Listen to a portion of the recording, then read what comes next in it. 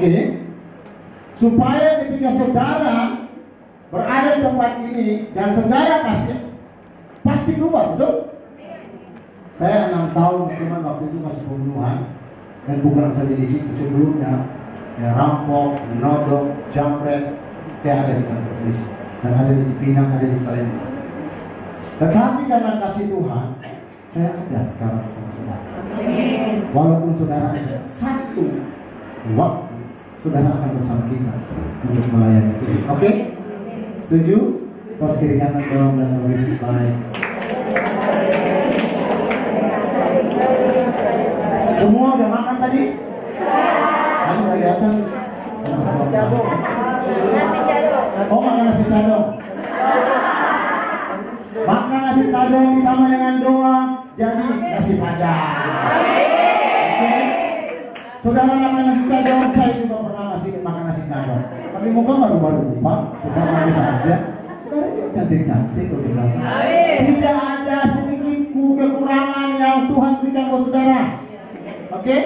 Walaupun saudara di tempat ini harus bersuka. Coba lihat kiri kanan, mukanya bersuka cita ya. Tambah-tambah cantik, menangis, luar biasa. Pernahkah saudara menangis? Kenapa saudara menangis? Mungkin saudara kehilangan orang terdekat. Cinta diawali dengan senyum, tawa, ujungnya air mata. Mau hati dulu, nangis dulu. Banyak tuh kejadian di TV, saudara lihat. Kasih mana-mana bla-bla. Ya kan? Saya pikir itu karena gak ada iman buat Tuhan Yesus. Saya percaya ketika saudara beriman buat Tuhan, walaupun saudara ibu-ibu di tempat ini, pasti anak saudara, suami saudara, keluarga saudara dijaga sama Tuhan Yesus. Tidak ada satupun bisa merampas kehidupan keluarga saudara, asal saudara benar-benar di dalam. Buktinya ini semua kita dengan latar belakang yang tidak benar semua, karena ada air mata untuk apa? Tuhan melihat air mata bertobat. Saudara-saudara dikasih Tuhan, saya pernah menangis selama 1 bulan. Pasti saudara bertanya-tanya, kenapa?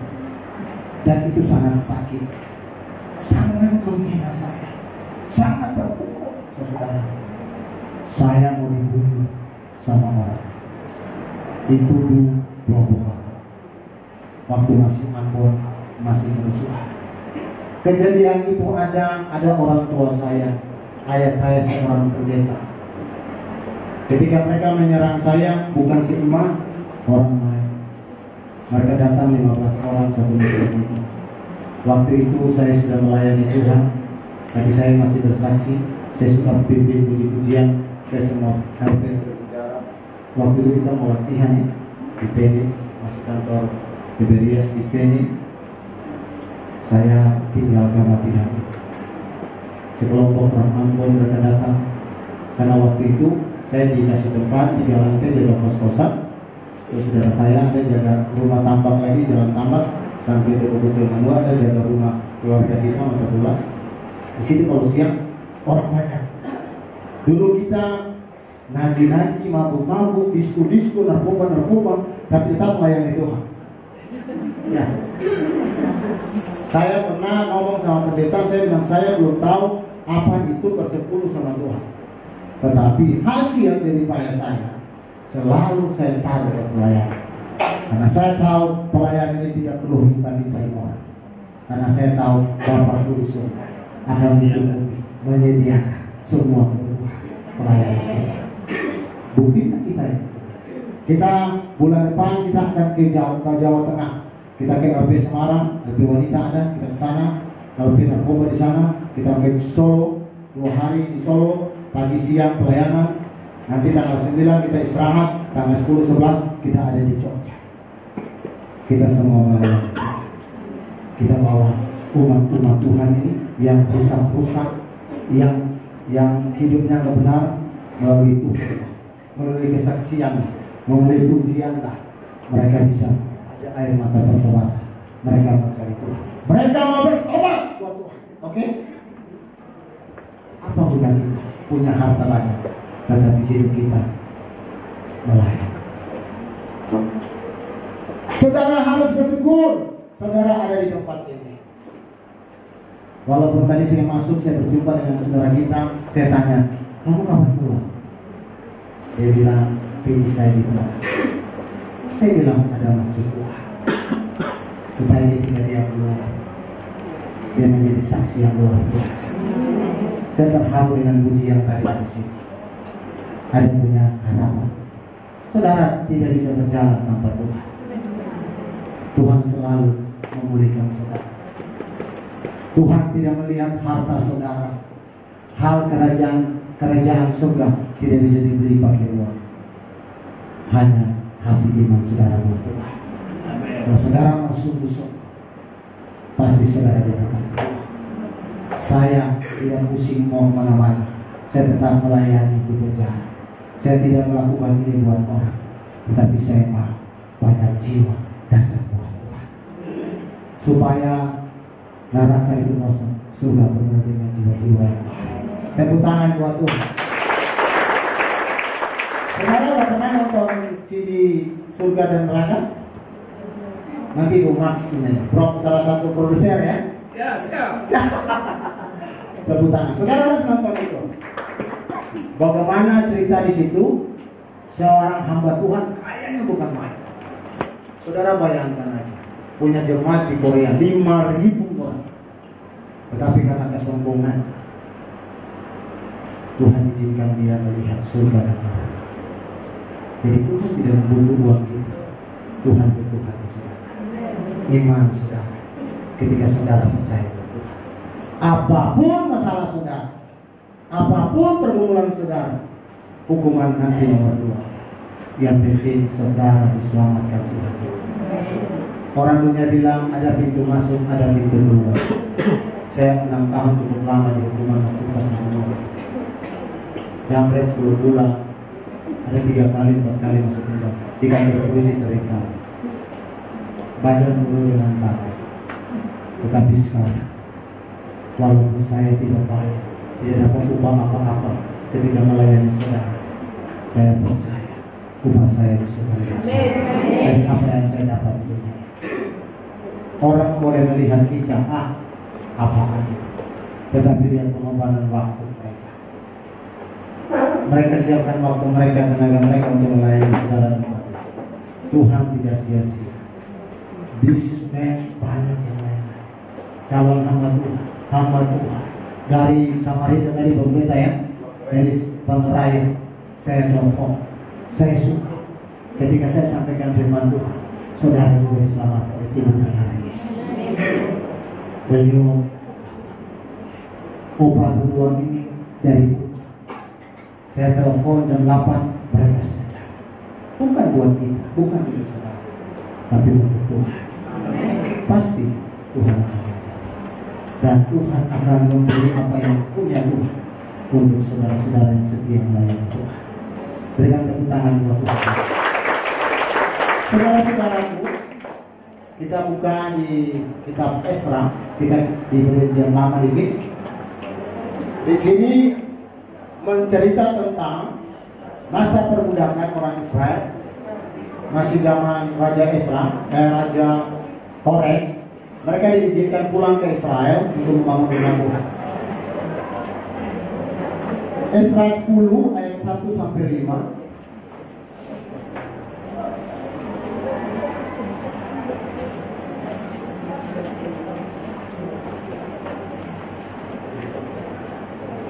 Sudah di Esra? Oke. Bisa di sini?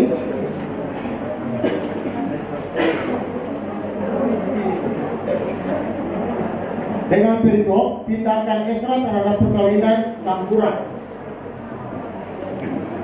Sudah, kita baca sama-sama ya. 1, 2, 3. Sementara Esra berdoa dan mengaku dosa sambil menangis dengan tersujud di depan rumah Allah, berhimpunlah kepadanya jemaat orang Israel, yang sangat besar jumlahnya, laki-laki, perempuan, dan anak-anak, orang-orang itu menangis keras-keras. Maka berbicara kepada prinsip dari Bani Edom, katanya kepada Israel, kami telah melakukan perbuatan tindakan terhadap Allah kita, oleh karena kami telah memperistri perempuan asing dari antara penduduk negeri. Namun demikian sekarang juga masih ada harapan bagi Israel. Stop dulu, bilang harapan. Ada masih punya harapan. Oke, kita lanjut. Marilah kita sekarang mengikat perjanjian dengan Allah kita, bahwa kita akan mengusir semua perempuan itu dengan anak-anak yang dilahirkan mereka menurut nasihat Tuhan, orang-orang yang gemetar karena perintah Allah kita, dan biarlah orang-orang bertindak menurut hukuman Taurat. Ayat 4, bangkit. Bilang bangkit dulu, bangkit. Oke? Karena hal itu adalah tugasmu. Kami akan menampingi engkau. Kuatkanlah hatimu dan bertindak. Cukup sampai di situ. Ada 4 hal kalau kita baca lagi. Di situ ada Ezra berpuasa. Saya ambil di sini, saya ambil 3 hal, yaitu bangkit, ketetapan hati, bertindak. Saudara lihat tadi Alkitab waktu cerita ini, mereka, Tuhan tidak mau umat Israel itu kawin dengan orang asing. Begini ceritanya begini. Kayak kita ini lagi agama Kristen, Tuhan tidak mau kita kawin dengan orang Muslim, karena nanti ibadahnya nggak baik. Tuhan mau satu keluarga seutuhnya beribadah buat Tuhan. Malah itu nanti cemburu. Oke? Seringkali sekarang udah jelas-jelas namanya Maria atau Marta, ketemu sama si Asep, Maria-nya ganti nama, ya? Nah, mungkin nama Markona atau nama. Ini Tuhan tidak mau. Saya mau katakan buat saudara, mungkin ada di antara kita, iya kan? Ditawar, digoda. Ini, gua kasih kamu ini deh, gua kasih kamu ini. Yang penting kamu itu ada. Kata si Asih. Jadi saudara harus mendidik pribadi saudara, bahkan anak-anak saudara. Saudara harus kasih tahu. Jangan sampai mereka ketemu dengan hal-hal seperti itu. Karena cinta itu bukan. Orang dunia bilang cinta itu apa? Rasa coklat apa warna-warna. Itu dia. Iya kan? Tuhan gak mau. Tuhan mau saudara satu perahu. Nah, ini hambanya luar biasa. Di sini akhirnya tindakan Ezra, dia mengajak umat saat itu, mereka menangis di hadapan Tuhan. Mereka berseru dengan suara yang nyaring buat Tuhan. Mereka minta ampun buat Tuhan, minta pengampunan, supaya Tuhan mau mengampuni mereka. Saat ini pun juga saya mau katakan buat saudara, kalau ada di tengah saudara, kalau pernah saudara seperti itu, saudara harus cepat berdoa. Oke? Saudara harus cepat kembali buat Tuhan. Saudara harus bertindak seperti Ezra 10 ayat 1 sampai 5. Kalau bisa saudara puasa. Karena gampang saudara. Contoh udah banyak. Main-main dengan Tuhan apa lagi? Ya kan? Seharusnya tadi hubungannya pendek, hubungannya kita nggak usah ngomong lagi namanya. Sudah ada bukti. Jangan saudara tergoda oleh hal-hal seperti itu. Apalagi namanya dengan cinta, nama udah bagus Maria, iya kan, diganti nama Markona.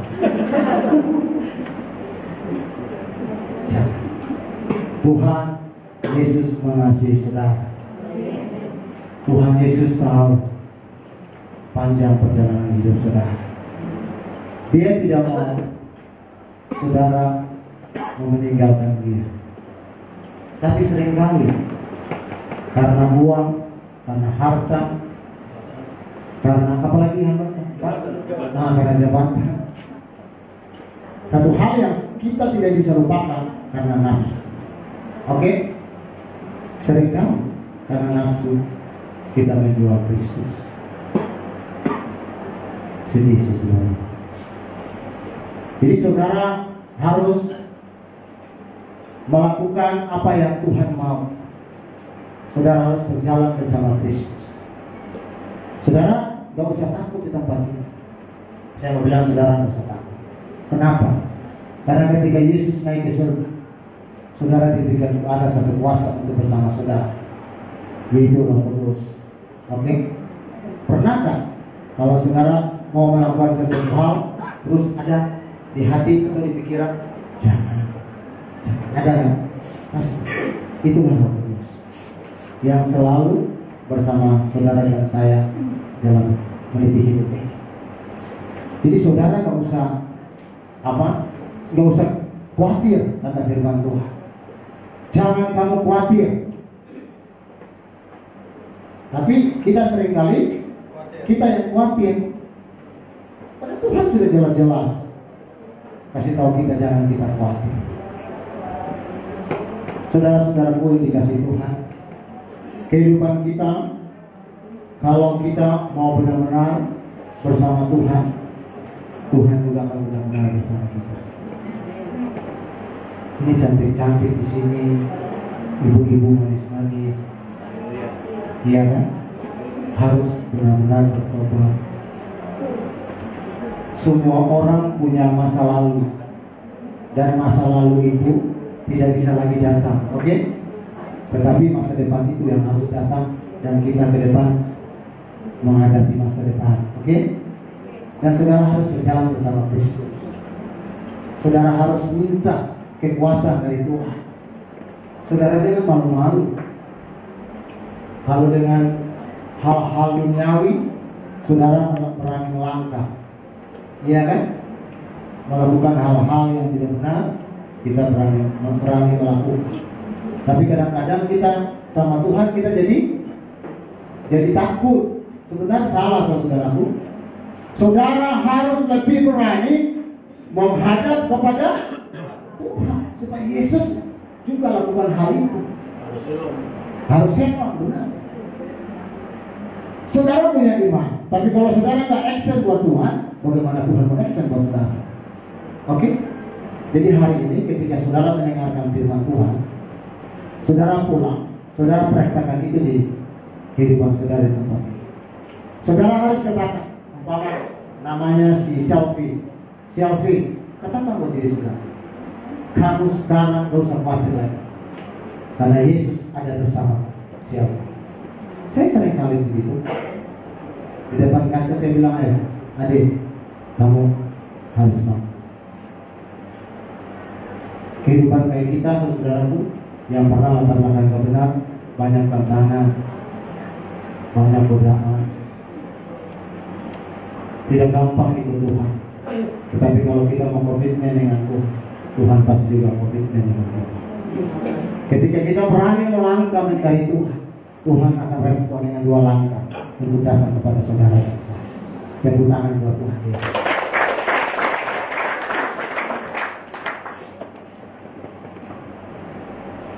Saudara-saudara dikasih Tuhan, saya mau ajak saudara menyanyi satu lagu dulu. Bang, kita nyanyi satu lagu apa nih? Ancora Preseku. Apa Pak? Pakai musik.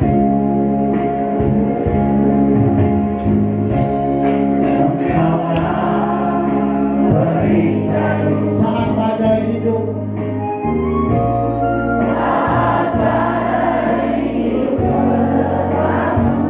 firman-Mu di dalamku, yes. Tenangkan jiwa, tenang.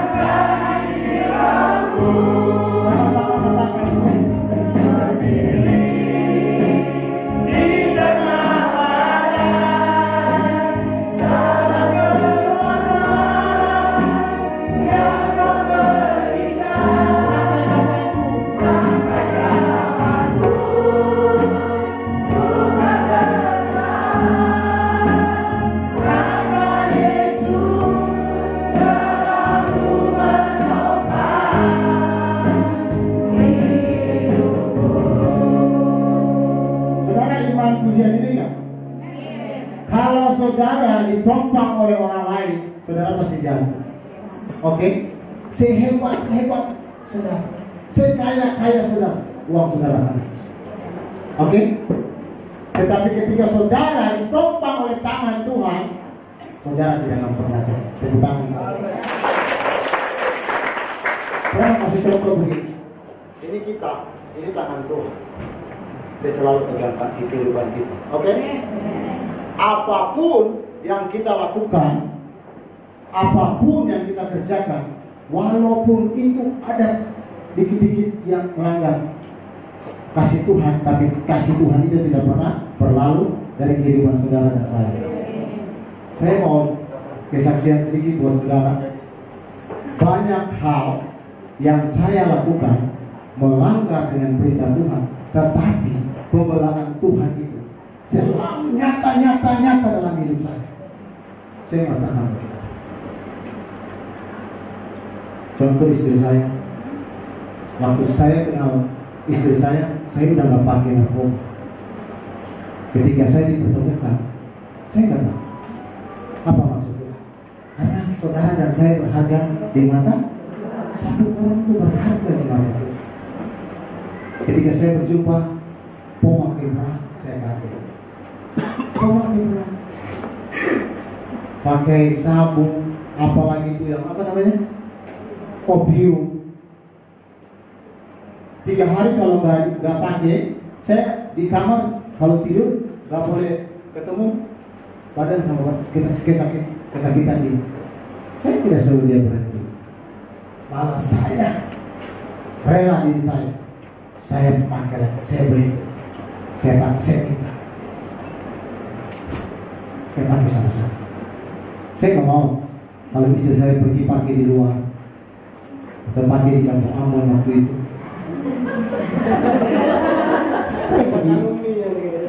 Saya pergi ini kakak apa adik ya, saya selalu pesan dari jauh. Jadi saya mau beli 1 biji. Kan biji berapa? 1.200.000. Udah, saya pesan. Saya kasih aja 500.000. Nanti di jalan dia berpisah. Om, kok 500.000? Udah ya, kali aja ditambah. Saudara, lihat pembelaan Tuhan. Sampai saya sudah ke Israel, saya pulang, saya masih pakai sama istri. Saya dampingi terus. Dan satu ketika waktu kita dua habis pakai, kita di hotel PC di Gunung Sahari itu, ketika kita keluar, sudah 2 hari di situ kita keluar, masih liar-liar, putar musik di mobil keras, tiba-tiba mobil patroli itu kita dari belakang. Iya, ini jujur, ini luar biasa nih loh. Tuhan kalau Dia kesayang kita, tidak mungkin. Dan saya percaya nama Yesus itu nama yang luar biasa.